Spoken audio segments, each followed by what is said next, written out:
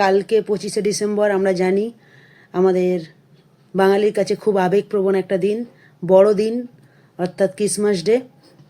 তো সেই দিন উপলক্ষে সবাই কেক কাটে।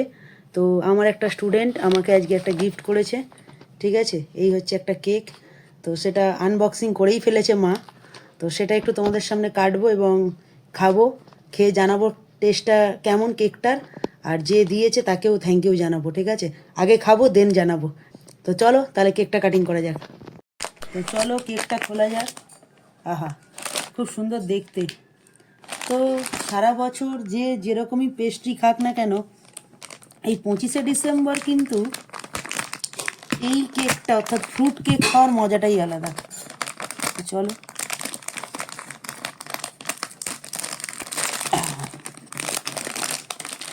খুব সুন্দর একটা গন্ধ বেরিয়েছে। তো চলো একটুখানি কাটিং করি, একটা টুকরো।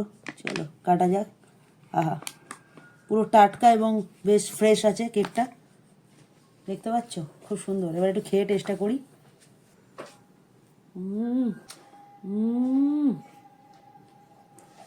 দারুণ দারুণ খেতে, এবং প্রচণ্ড নরম এবং টেস্টফুল।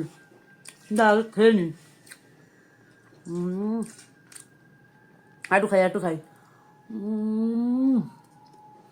দারুণ দারুণ।